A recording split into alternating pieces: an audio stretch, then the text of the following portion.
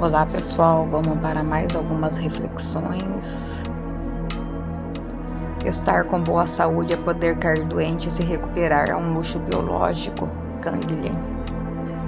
Não se muda em alguns dias aquilo que a espécie elabora durante milênios. Canguilhem. O livro Normal e Patológico, Le Normal et Pathologique. Esse livro também é um excelente livro.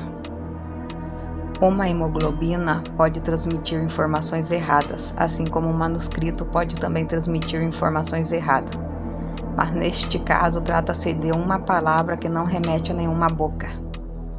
Não há mais imprudência, não há mais excesso a recriminar, nem mesmo responsabilidade coletiva, como em caso de epidemia. A ordem vital é construída por um conjunto de regras vividas sem problema. Não existe interpretação que não implique em um equívoco possível. Conhecer é se informar, aprender a decifrar ou decodificar. Não há, portanto, diferença entre o erro da vida e o erro do pensamento, entre o erro da informação e informante e o erro da informação informada. Até agora, a norma é um organismo humano, consiste em uma consciência consigo mesmo. Até o dia em que essa norma passa a consistir na consciência desse organismo, como cálculo de um geneticista eugenista. Quis 20 anos depois me defrontar com as mesmas dificuldades. Algumas proposições que, em meu ensaio, havia procurado fundamentar solidamente, em virtude de seu caráter, talvez só aparentemente paradoxal, já agora me pareciam óbvias. Não tanto pela força de minha argumentação, mas sobretudo pela engenhosidade de alguns leitores que conseguiram encontrar para essas proposições antecedentes que eu desconhecia. Qualquer ciência, objetiva por seu método e seu objeto, é subjetiva em relação ao futuro, já que a menos que consideremos perfeita e acabada, muitas verdades de hoje serão amanhã consideradas um erro do passado. Difícil admitir que pudesse haver uma ciência da doença e que possa haver uma patologia puramente científica.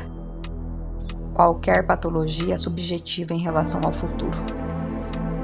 Normal e patológico, que é o trecho do percurso histórico de normal e patológico de Canguilhem. A palavra latina norma suporta o peso do sentido inicial em termos norma e normal. No século XVII, remete à norma política. Século XVIII começa por normas gramaticais e termina em normas morfológicas para fins de defesa nacional, passando para normas industriais e higiênicas, e a normalização, que é considerada uma solução para evitar confusão. Também a uniformização com imposição de padrões, de modelos e regularidade. Também norma higiênica do ponto de vista político, sendo a saúde das populações. Norma é aquilo que fixa o normal a partir de uma decisão normativa. Entre 1759 aparece a palavra normal e 1834 aparece a norma normalizado. Uma classe normativa conquistou o poder de identificar a função das normas sociais com o uso que ela própria fazia das normas cujo conteúdo determinava. Bom exemplo da ilusão ideológica. A regra só começa a ser regra fazendo regra. E essa função de correção surge da própria infração. A ausência de técnicas acompanha a ausência de regras. O homem da Idade de Ouro é o homem parasidíaco. Gozam espontaneamente dos frutos de uma natureza inculta, não solicitada, não corrigida. O sonho ingênuo de regularidade sem regra significa, no fundo, que o próprio conceito de normal é normativo, impõe norma até mesmo ao discurso mítico, que narra a existência dessas mesmas normas. É isso que explica o fato de, em muitas mitologias, o evento da Idade de Ouro marcar o fim do caos. Quando a regra é seguida sem consciência de uma superação possível, qualquer satisfação é simples. Para apreciar realmente o valor da regra, é preciso que a regra seja submetida à prova de contestação. O doente cria a doença pelo próprio excesso de sua defesa e pela intensidade de uma reação que esgota, e o desequilíbrio, mais do que o protege. autofarmacologia orgânica, Sir Henry, substâncias tóxicas que ele estoca em seus próprios tecidos, Bach. A organização social é como que imitação da organização vital. A organização social é, antes de tudo, invenção dos órgãos que procura e de recebimento de informações, órgãos de cálculos e mesmo de decisão. É tentador e talvez mesmo legítimo atribuir hoje em dia algumas das funções exercidas pelo cérebro, mas isso só tem sentido se pudermos explicar sem ser por metáfora. O funcionamento de um circuito de neurônios corticais a partir do modelo de funcionamento de um analisador eletrônico transitorizado. Quando a identificação analógica da informação social por estatísticas com informações vitais por receptores sociais, ela é, ao que se sabe, mais antiga. A ordem social é um conjunto de regras com as quais os seus servidores, os seus beneficiários, de qualquer modo, seus dirigentes, têm de se preocupar. Nicolelli citou a avaliação de Campbell sobre a contribuição da civilização grega à ethos humano. É nas tragédias dos gregos que encontramos o primeiro reconhecimento e celebração deste novo, imediatamente humano, centro de referência. Os rituais de todos os outros povos destes tempos eram dirigidos para animais, plantas e ordens cósmicas e supranaturais, mas na Grécia, já no período de Homero, o mundo tinha se tornado o mundo do homem, e nas tragédias dos grandes poetas do século V, as implicações espirituais finais deste reajuste de preocupações foram para todo o tempo anunciado e revelado. Nicolelli apresenta a ideia de Mumford sobre o relógio. O relógio não é apenas um meio para observar o passar das horas, mas também uma ferramenta para sincronizar as ações do homem. O relógio, além de tudo, é um pedaço de máquina cujo produto são segundos e minutos. Pela sua natureza essencial, ele dissociou o tempo dos eventos humanos e ajudou a criar a crença no mundo independente de sequências matemáticas mensuráveis, um mundo especial da ciência. A física é matemática não porque conhecemos muito sobre o mundo físico, mas porque sabemos pouco sobre ele. Nós só podemos descobrir as suas propriedades matemáticas. Bertrand Russell. A ciência parece estar em guerra consigo mesma, quando ela tenta ser mais objetiva possível. Encontra-se mergulhada na subjetividade contra sua própria vontade. O realismo ingênuo leva a física, e a física ser verdadeira nos mostra que esse realismo ingênuo é falso. E, portanto, o cientista que estuda o comportamento, quando pensa registrar observações sobre o mundo exterior, na realidade está registrando observações sobre o que acontece com ele mesmo.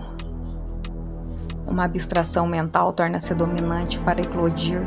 Ela precisa de uma mensagem, vírus informacional, e um meio para disseminá-la. Um número elevado de cérebros é invadido por uma mensagem que se propaga como um vírus mental. Os indivíduos contaminados passam a conferir uma relevância enorme a conceitos altamente abstratos, como a mãe pátria, superioridade racial ou técnica, dogmas religiosos, ideologia e sistemas econômicos. De fato, em um universo feito para informação em potencial, nada realmente acontece, nada leva a nada e nada adquire relevância, até que o cérebro de um observador ou de um brainier decida carimbar significados, um conjunto de informações, observações nuas.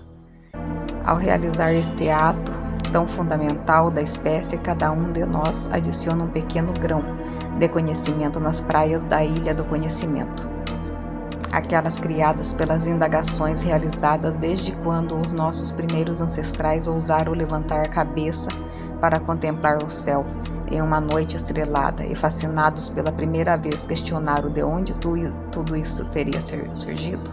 De onde tudo isso teria surgido? Não pode haver nada objetivamente real sobre a simultaneidade, nada real sobre o agora. Consequentemente, na medida que a teoria especial da relatividade é baseada em princípios verdadeiros, O universo proposto por Einstein é atemporal. Ele é atemporal em 2 sentidos. Não existe nada nele que corresponda à experiência do momento presente, e a descrição mais profunda do universo é a história completa das relações causais instantâneas. Assim, as relações são a única realidade que corresponde ao tempo e relações do tipo causal. O mundo ganha vida como imagem fugaz no espaço, que muda de tempo continuamente. A história mundial mostra que nenhum vínculo ainda foi rompido. Mostra que o homem defende incansavelmente contra os laços de qualquer tipo, e no entanto fica sempre cego para novos laços, que se coloca sobre ele a fita de uma chamada Constituição livre, uma fita bonita constitucional, as fitas. Quando Fichte diz "o eu é tudo", isso parece harmonizar-se perfeitamente com minhas constelações. Mas não o eu é tudo, mas o eu destrói tudo. E apenas o eu que se dissolve, o eu que nunca é. Eu finito é realmente eu. Fichte fala do eu absoluto, mas falo de mim mesmo, do eu transitório. A obsessão com o amor reside na alienação do objeto, ou na minha impotência contra a sua estranheza e superioridade. Nada é autossuficiente para o egoísta se humilhar diante disso. Nada tão independente que viveu para amá-lo. Nada tão sagrado que ele sacrificou por ele.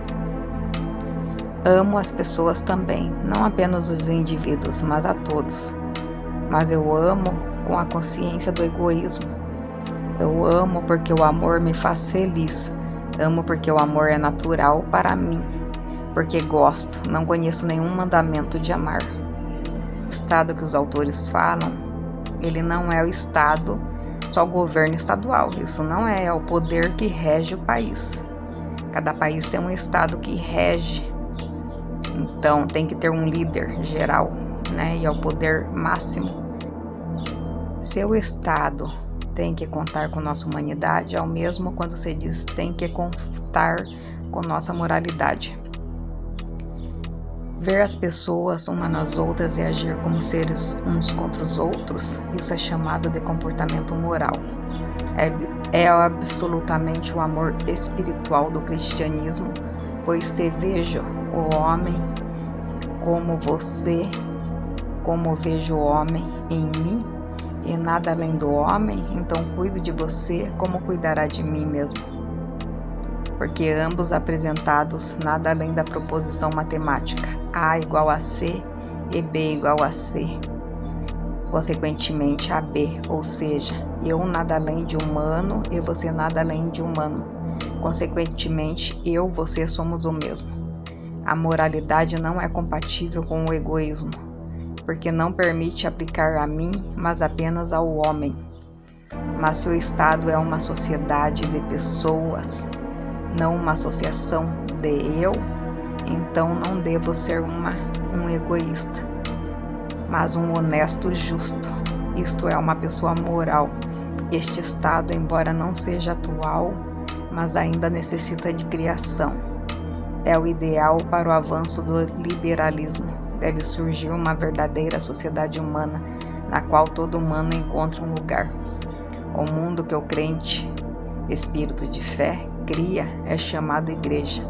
O mundo que o homem, espírito humano ou humano, cria é chamado Estado.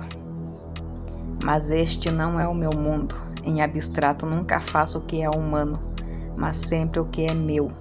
Ou seja, meu ato humano é diferente de todos os outros atos humanos, e é um ato real que me pertence somente por essa diferença. O que há de humano nele é abstração, e como tal é o espírito, ou seja, um ser abstrato.